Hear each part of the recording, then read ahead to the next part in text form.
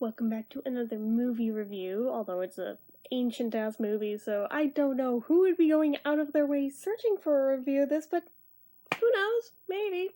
Figure it can't hurt to at least film one since I just watched it, so, if you clicked it, you already know what it's for, but, if I have dark bags under my eyes or start, falling asleep on camera, that's because it's 1 a.m. That's also why I'm talking quieter than normal, but hopefully you can hear me anyway. Because I just finished watching the movie, and I figured while it's still fresh in my mind, I'll film the review now and just be done with it. But anywho, I watched Look Who's Talking for the first time since... I don't even know when the last time I watched that movie was. I think it was still the 90s, the last time I watched that movie. Yeah, I know I was still a kid when I watched it, so aging myself here, but that movie came out in 89. I was 4 years old when that movie came out, so just point of reference. I obviously did not see it when it was brand new, but I definitely saw it at some point in the 90s, and I may have saw it also one more time when I was about 14, I want to say, and then I never touched it again. I feel like I started watching the sequel once and then bailed on it, so that is also on Prime Video right now for free at the moment, so I may also watch that one just cause. But boy, I remember back in the day, I thought the CGI graphics in this were so mind-blowing, and oh my god, they made a fetus talk, and it looks so real. Now I watch that, and it has not aged well. Not only is that, shit-tastic graphics, those are nightmare-inducing graphics. I would not be half surprised if I have nightmares when I go to sleep in a little bit about that fucking talking fetus. Just, oh god, no. It is serious uncanny valley territory. Just, it ain't right. If you're too young to have seen this before because it's before your time, just look up that beginning part of it. See what I'm talking about? Just, there are no words. There are no words. But, between that and the fact that, oh my god, I made a baby talk, oh my god, babies! This was enough of a draw for me when I was younger. Now I'm just oh god, this is so cringy. Oh my lord. Although, early influences, I'm pretty sure this explains why I narrate things for my dog the way that I do. It's basically in the same style how they narrate for the baby in this. I'm oh my god, I think I just figured out why I do that. Yes, I'm aware there's a third movie in this series where they made the pets talk. I never watched that one, but I know of it. Anyway, that is neither here nor there. We're talking about the first one only right now. But, Kirstie Alley before she got fat. That's a thing. It's almost hard to remember that was a thing at this point in time. I'm not even trying to throw shade, I'm just stating a fact. But also being that early in her career, I'm kind of torn. I'm was she, I'm not sure if she was just new to acting and that's why she felt so stilted and forced and everything and just not believable. But then again, so did pretty much everybody but Travolta in this film. So there's that. But, I was gonna say, was it just because she was early in her career? But then I'm thinking about other stuff she was in. I'm no, I think she kind of just isn't that great. But that's, again, neither here nor there. I mean, Travolta was surprisingly okay in it. Travolta's a guy who normally bothers me when he's in things. I don't know why. I mean, if I have to sit through him, I will, but I generally won't like him in whatever he is in. The one exception to that being Pulp Fiction. But, now watch somebody in the comments go, that wasn't Travolta, you dumb fuck, but I feel like that was Travolta, so I'm half awake, alright? So I'm probably babbling here. The more I'm thinking about it, I'm no, that was definitely Travolta, what the hell are you talking about? Shut up. But, anyway. So, okay, I stand by what I originally said. That is my one exception to the rule where I'm like, okay, I like him in that, but outside of that, not so much. I mean, everybody's like, but Grease, and I'm like, but there's so many other people you could have put in that role that would have been fine, but okay, whatever, but Grease. But Saturday Night Fever, yeah, no, I'm sorry, I don't like him in that. I feel like somebody else should have been in that. I otherwise would have enjoyed that movie. I like the music in it, but I don't like him in it. I'm sorry, I just don't. I'm not a fan. But, like I said, generally he pops up in things, and I'm like, nope. I just nope right out. Usually not enough to turn it off, but enough to where just mentally I'm checked out. I'm like, nope, nope. But I sat through him in this, and I don't know. I think it speaks volumes that compared to everyone else in this, why is he the only one who can act in this when he's looking good by comparison? You know, it's kind of a shitfest. It also has not aged well in the sense that, oh my god, the societal norms of back then, just the rampant sexism. Holy crap. Not even only that, but things like blatant homophobia too. Like, when Kirstie Alley's character is trying to cover up the fact that she got pregnant through an affair with a married man. It's suddenly making more and more sense why I watched this. But, as she's trying to cover that up, she comes up with this bullshit story of saying how she was artificially inseminated.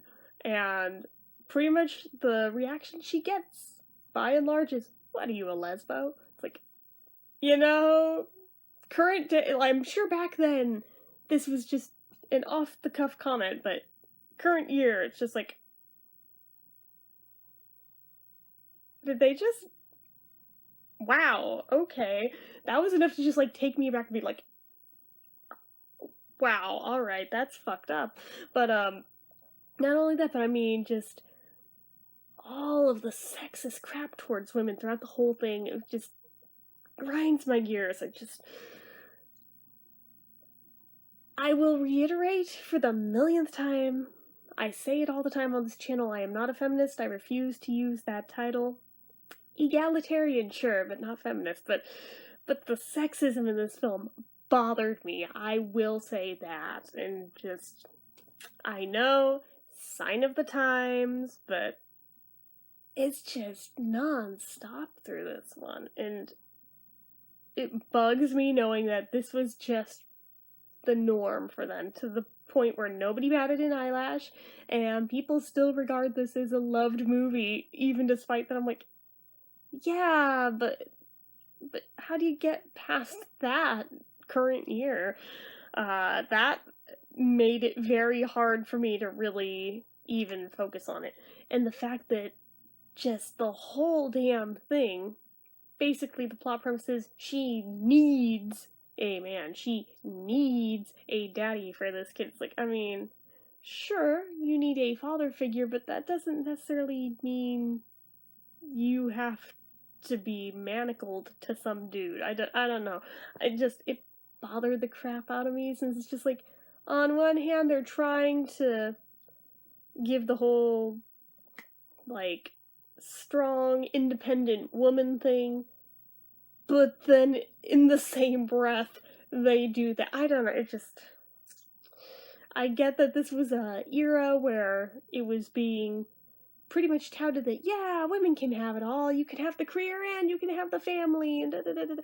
Yeah, that's cool and all, but the way they approached it in this, the framing of it, for back then, probably not an issue, but for today, it's just like, yeah, that does not hold up well. If this movie were ever remade, I think they would have to revisit the way that they went about that. But just so much about it was just very cringy, very forced. The dialogue, the scenarios, so many things. It's just like, you can practically guess what is going to be said dialogue-wise before they say it, because it's so just cliched, and they use the same basic tropes over and over again that everybody freaking uses, and it's just like, this was not a groundbreaking film by any means. This was not anything that unique, other than the fact that, oh wow, they made a baby talk and they had CGI, woo! Which, by today's standards, is, like, no biggie. Like, a million movies have done that since then. I don't know. I'm sure when I was younger, I probably would have rated this movie very highly. But watching it now, so many years after the fact, I'm just like, I can't. I fucking can't, for so many different reasons. I think at best, and I am being generous here, at best, maybe a 3 out of 5, only because even with all of its issues, it's still cute. It's fluff. It's cute. But I mean, is it good? I would not call it good. It's a cheesy, crappy 80s film. But I kind of love cheesy, crappy 80s films, so I mean, I can't complain too much, but I mean, in terms of actually rating it, yeah. And I think even on, like, Amazon, it's got, like, a average of about 2 stars, so just saying. Like I said, 3 feels generous, but I am feeling generous, and I will give it that 3. So, anyways. I am a fan of the music used throughout it, though. I mean, they used a lot of Beach Boys, which, for whatever reason, I didn't remember that. I remembered the song in the outro credits that they used Pete Townsend. Oh, hey, old boss. But, they used Let My Love Open the Door over the ending credits. Weirdly, that was literally the only thing about this film that I remembered going into it, was that song was in it. I remembered nothing else about it, even though I've seen it at least twice, maybe 3 times prior to this. That's really sad.